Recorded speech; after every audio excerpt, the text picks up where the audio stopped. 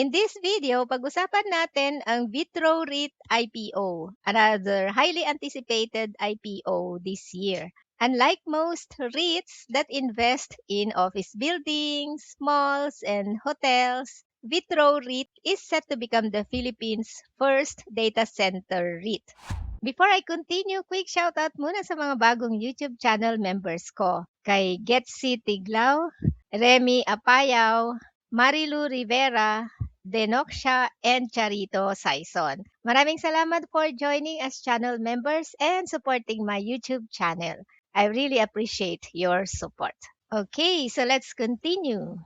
This video is for educational purposes only. Hindi ito recommendation to buy or subscribe to the IPO. So always do your own due diligence before investing.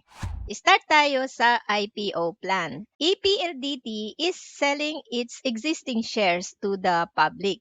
EPLDT plans to sell up to 2.2 billion existing common shares, consisting of 1.913 billion shares and 286.9 million shares under the over-allotment option. EPLDT is a wholly owned subsidiary of PLDT and it's the sponsor of Vitro REIT. The IPO could raise as much as 24.2 billion pesos at a maximum offer price of 11 pesos per share. Estimated net proceeds, including over-allotment option, is 23.23 billion pesos. Around 6.7 billion pesos will be invested in the PLDT Group's data centers, telecommunications equipment, and network infrastructure. And then another 3.8 billion pesos will be infused as equity into Vitro Santa Rosa. 12.8 billion pesos, that's around 55%, will also be infused into Vitro Santa Rosa to repay the loans that were used to construct the Vitro Santa Rosa data center in Laguna. If the over-allotment option is fully exercised, around 49% of Vitro REIT will be owned by public investors, and PLDT will still own around 51%.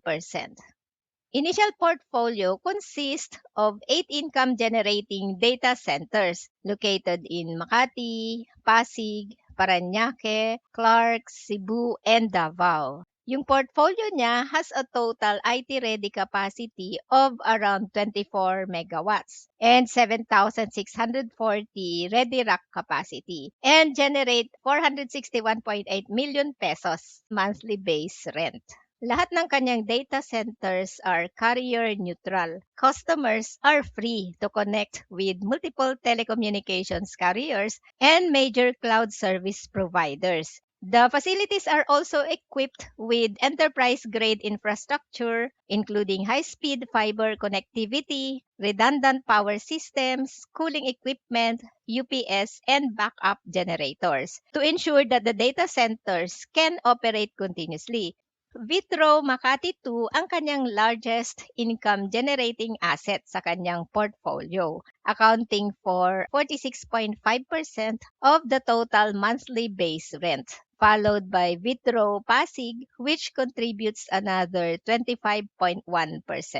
Ang dalawang data centers na ito generate around 72% of the portfolio's rental income.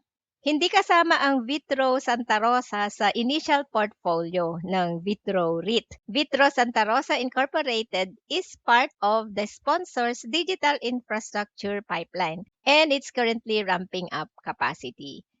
How does Vitro REIT make money? Unlike office REITs that lease office space, Vitro REIT leases space inside its data centers where customers can house their servers and IT equipment. Customers pay recurring fees for rack space, electricity consumption, and other data center-related services.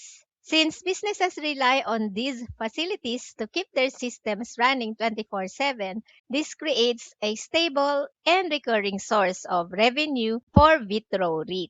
As of December 2025, Vitro REIT had a total IT-ready capacity of around 24 megawatts, with 70.4% already in use. And then its 7,640 ready racks had a utilization rate of 79.9%. A significant portion of the portfolio is already generating recurring revenue, and then yung remaining available capacity provides room for future growth as new customers come in. Now, i-check naman natin ang financial performance ng Vitro REIT. From 2023 to 2025, Vitro REIT's revenue grew at a compound annual growth rate of around 6%, while net income naman grew much faster at a compound annual growth rate of 17.6%. Another important metric to look at is EBITDA. EBITDA stands for earnings before interest, taxes, depreciation, and amortization. From 2023 to 2025, Vitro REIT's EBITDA grew at a compound annual growth rate of 11.1%. Vitro REIT's EBITDA margin also improved from 52.6% in 2023 to around 58% in 2024 and 2025.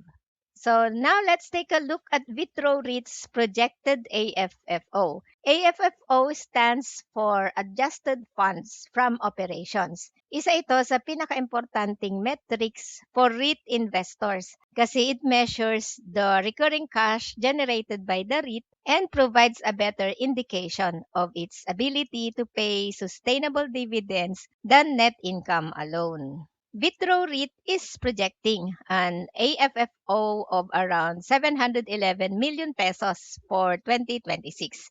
This only covers the period from the expected IPO in October until December 31, 2026. And then for 2027, AFFO is projected to increase to 3.04 billion pesos. The company also projects a 100% AFFO payout ratio. So based on this forecast, the projected dividend is 0.16 per share for the last quarter of 2026 and 0.68 per share for the full year 2027. Kaya ang projected dividend yield for 2026 ay 5.8% and 6.18% naman sa 2027. Take note, management projections lang ang mga ito. Pwedeng mag-iba ang actual results depending on the company's performance. Vitro REIT is currently the largest data center operator sa Philippines with a 33% market share by live colocation data center IT capacity. As of October 2025, the company's properties hosted more than 30 local and international carriers, over 20 cloud and content providers, and 3 or more major cloud on-ramps supporting a highly interconnected ecosystem.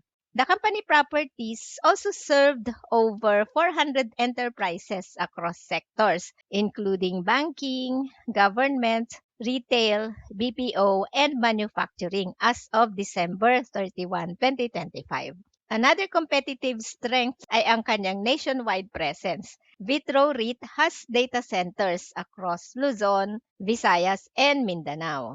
Based on the REIT plan, the company plans to acquire more income-generating digital infrastructure assets from its sponsor, as well as from third parties. And one of the most important assets sa pipeline ng kanyang sponsor is Vitro Santa Rosa, which is currently ramping up capacity. Beyond Vitro Santa Rosa, the company may also evaluate other digital infrastructure assets within the PLDT group, including telecommunications towers and fiber network assets, as well as operating data centers owned by third parties. So how will PLDT benefit? Vitro REIT could serve as a positive catalyst for PLDT kasi part of the proceeds will be used to reduce debt, and then yung remaining proceeds will be reinvested into future data center expansion and digital infrastructure. This could support future dividend distributions. Now let's talk about the risk associated with investing sa Vitro REIT. Unang-una is high electricity cost. Electricity is one of the biggest operating cost of a data center kasi data centers use significant amount of electricity to run 24/7. And then, a significant portion of electricity is also used for cooling systems to prevent servers from overheating. So kapag tumaas ang electricity cost, tataas din ang operating expenses which can reduce profitability of the company, especially if the additional cost cannot be fully passed on to tenants. Vitro REIT has several initiatives to help manage this risk. First, the company plans to increase its use of renewable energy from 45% noong 2025 to 60% by 2028.